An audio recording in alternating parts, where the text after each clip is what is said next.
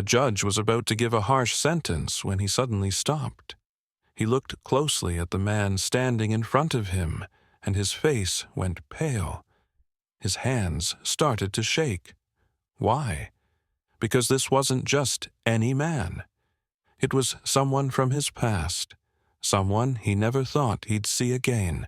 What happens next? Leaves the whole courtroom in shock. Before we dive in, tell us where you're watching from. Stay till the end, because this twist will surprise you. The courtroom was silent. All eyes on Judge Michael Harris as he sat frozen, gripping his gavel. He couldn't look away from the man standing in front of him, David Brooks. At first, Michael thought it was just another case, another name, another file on his desk. But the moment he looked into David's eyes, something shifted. His heart raced as memories flooded back. This wasn't just any man. They were kids once, running through the same streets, sharing the same dreams. Best friends. But life had pulled them apart. Michael became a judge. David, a defendant. Michael's face stayed serious, but inside, he was falling apart. How had David ended up here? What had gone so wrong? David didn't seem to recognize him. Not yet.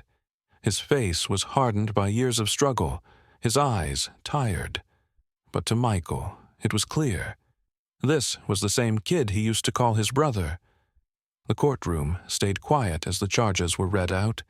Michael's mind wasn't in the room anymore.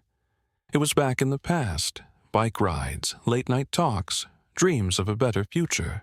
Now, Michael was holding David's future in his hands. How do you judge someone you grew up with? Someone who knew you before you wore the robe and held the gavel. Michael swallowed hard.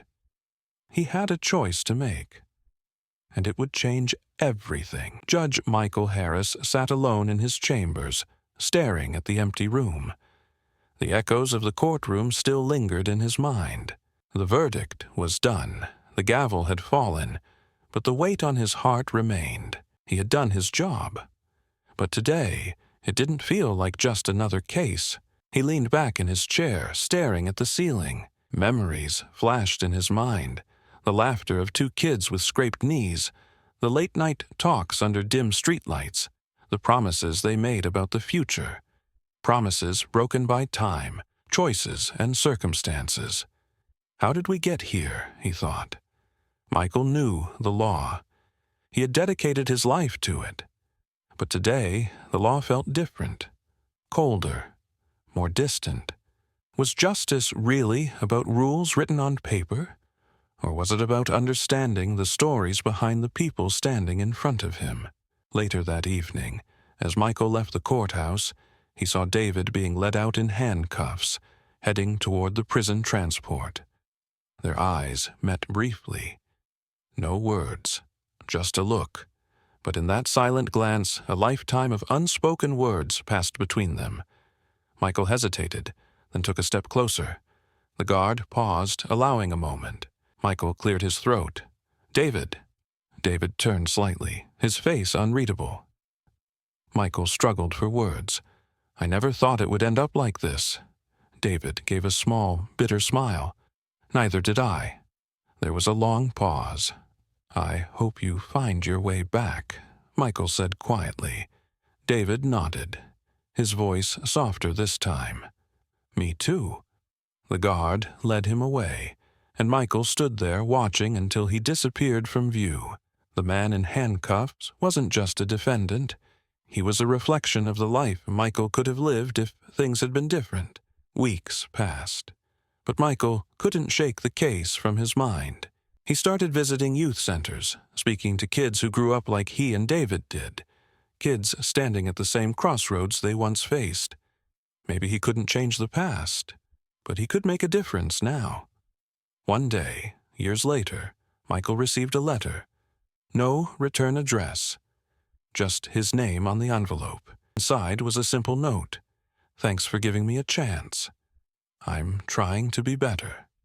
David." Michael held the letter for a long time, a quiet smile on his face. Justice isn't always found in verdicts. Sometimes it's found in second chances.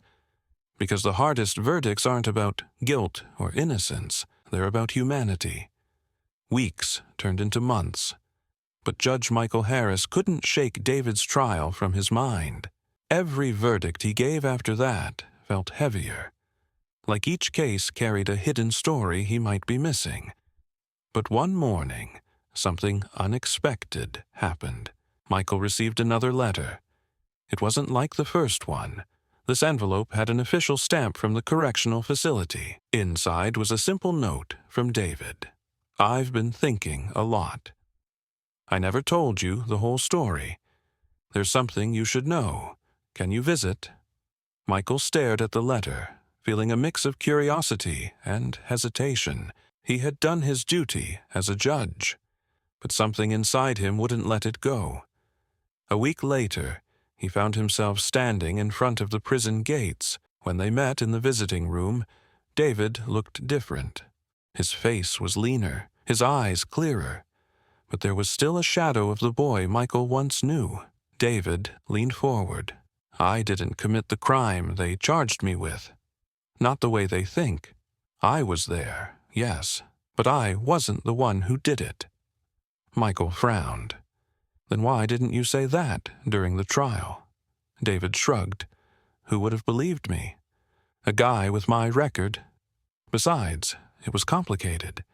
I was protecting someone." Michael felt a chill run down his spine. The case wasn't as simple as he thought. David continued. "I took the fall because I thought it was the right thing to do, but now I realize the truth matters more." Michael sat in silence, absorbing every word. Had he sentenced an innocent man?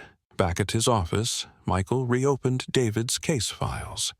He went through every detail, every testimony, every piece of evidence, and that's when he noticed something he hadn't seen before. A small inconsistency in a witness statement.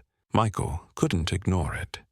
He reached out to an investigator, reopening the case quietly. Weeks of digging uncovered the truth. Another person had been involved, someone who had slipped through the cracks during the trial. Eventually, new evidence came to light, proving David's role was far less than what he was convicted for. A retrial was scheduled. In court, Michael didn't sit on the bench. He watched from the gallery as another judge presided. David stood tall, no longer just a defendant, but a man fighting for his truth. When the verdict was read, not guilty on the major charges, David looked over at Michael. This time, there were no words, just a look filled with gratitude, understanding, and something more. Michael nodded back, feeling something shift inside him. Justice had been served, not just by the law, but by the truth. Because sometimes doing the right thing means going beyond the verdict. It means never stopping until the truth is found. After the retrial, life moved on for most people. But for Judge Michael Harris, something had changed forever. The courtroom no longer felt like just a place of rules and procedures. It had become a place where stories lived, where truths were buried and sometimes found. Michael started reflecting on his role as a judge. He realized that while the law guides decisions, it's the people, their stories, and their truths that give justice its real meaning. Justice wasn't just about verdicts, it was about understanding. Months later, Michael received another letter from David. This time, it wasn't from prison. David had been released and was rebuilding his life. The letter read, "I found a job. It's not much, but it's honest work. I'm also helping kids in the neighborhood, trying to keep them from making the mistakes I did. Thanks for not giving up on me." Michael held the letter, feeling a deep sense of gratitude. Not because he had saved David, but because David's case had opened his eyes. Michael started speaking at community events, sharing his experience. He talked about the importance of second chances, the power of truth, and the need to see beyond what's written in case files. He wanted to remind people that behind every case number, there was a human story. Years passed, and Michael continued his work, but he never forgot David Brooks. Their story stayed with him, a constant reminder that justice isn't always about what's easy. Sometimes it's about facing the hard truths. Because real justice isn't just about laws, it's about humanity. Years passed, but Judge Michael Harris never forgot David Brooks. Their story stayed with him, shaping how he viewed justice and humanity. It wasn't just a case anymore. It was a lesson that lived in his heart. Michael often thought about the choices he made and the impact they had on people's lives. He realized that justice wasn't just about being right. It was about doing what was right, even when it was hard. And sometimes, the hardest thing was seeing beyond the facts to the person behind them. One day, Michael received an invitation to a community event. It was from David. The event was a mentorship program for at-risk youth, helping kids stay on the right path.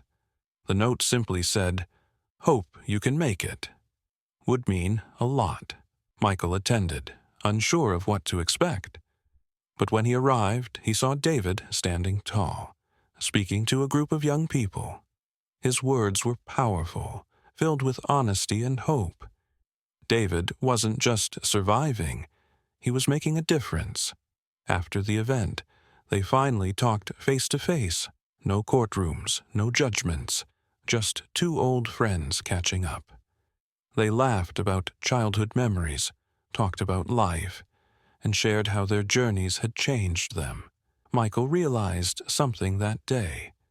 Redemption isn't just about being forgiven. It's about what you do with your second chance. As he left the event, Michael felt a sense of peace. He had learned that justice isn't a final verdict. It's an ongoing story shaped by the choices we make every day. And sometimes, the greatest verdict isn't given in a courtroom. It's written in the lives we choose to live. If this story made you think, leave a comment below and share your thoughts. Do you believe everyone deserves a second chance? Don't forget to like, subscribe, and hit the notification bell so you never miss more powerful stories like this. Thanks for watching, and see you in the next video.